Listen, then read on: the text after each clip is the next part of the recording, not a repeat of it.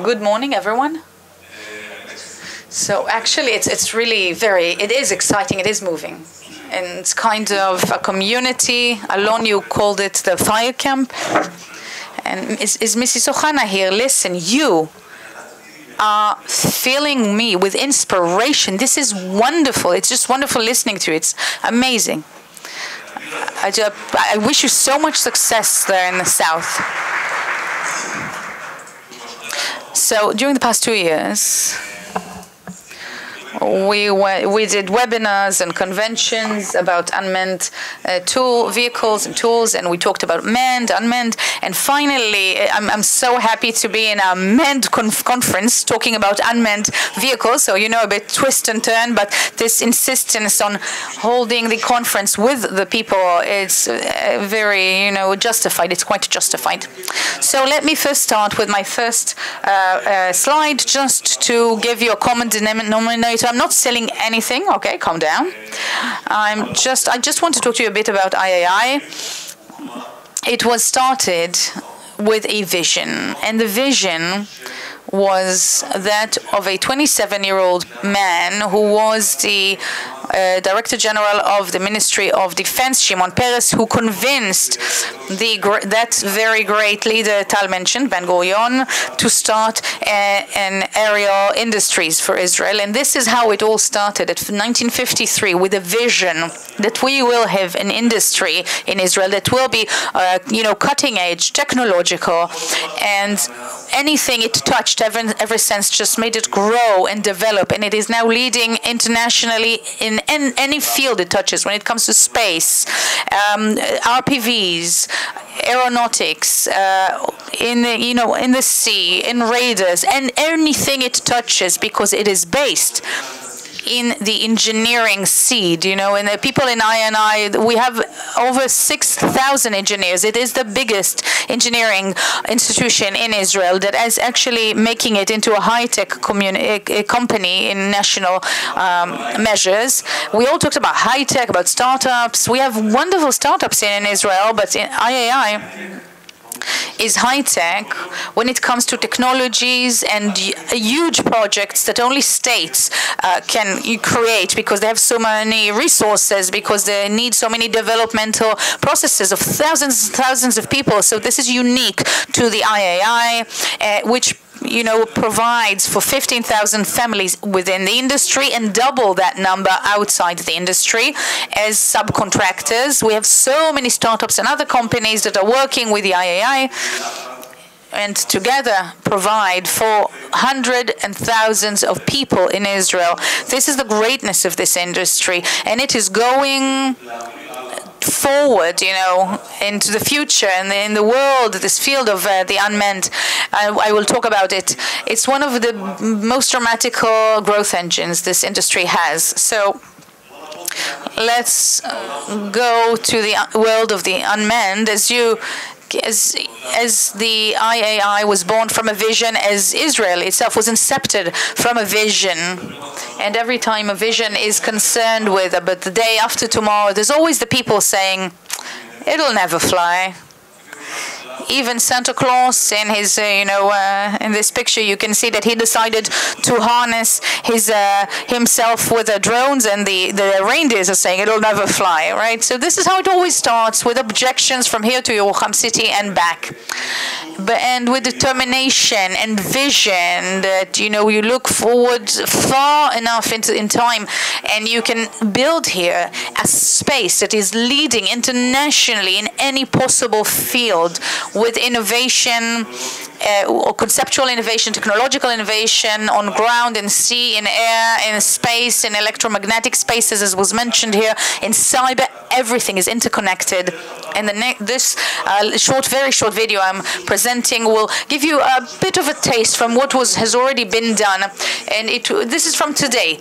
So just imagine what will happen tomorrow and the day after tomorrow, please.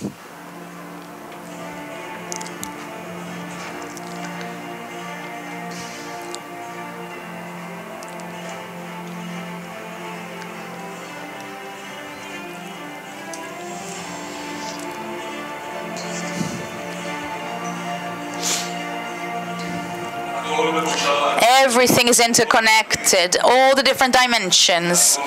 Everything is made in Israel. It's all ours.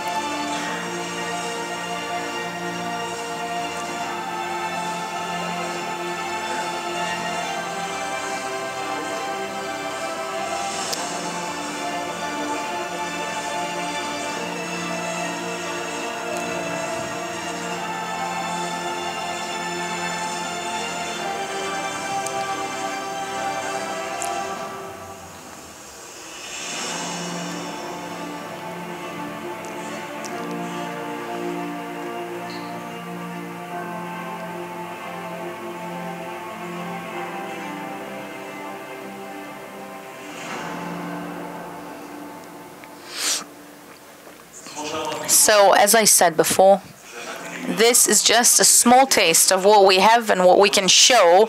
This world is it's accelerating so much. It's growing so fast in exponential steps forward. So if I could, grosso modo say that Israel exports about $2 billion amount only in the unmanned world. And with the right national effort, it could, not triple, but not double, but, become 4 times this number during the next 5 years. Easily. Easy. There's everything here. We have the technological infrastructure. We have wonderful industries, not only the IAI. I looked this morning, the exhibition. I was so filled with pride as an Israeli. It is amazing working here and seeing all this community. Starting with, where it actually started growing, which is IDF, but you can't only rely on IDF for this. Going through the IMI and going to other places, because when you talk about military missions, things seem simply. Of course, after hearing the artillery brigadier colonel who spoke here before, we need to put less men in the front, right? Less risk for lives.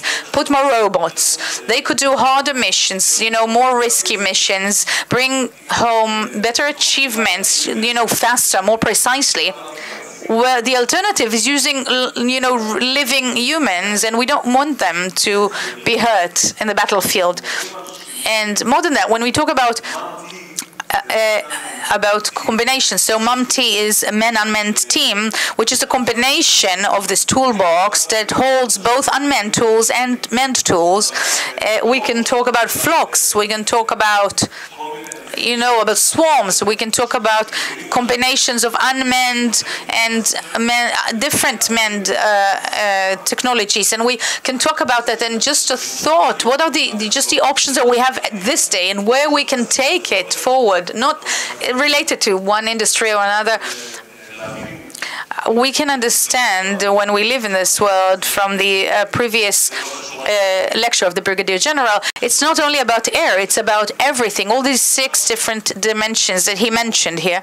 And here, it is here to stay, it is here to grow, it is here to develop. So what are our challenges? What I'm going to talk about here, actually, it's about a certain, say, a toolbox, a national toolbox to take care of all this content we call unnamed. So what are the challenges?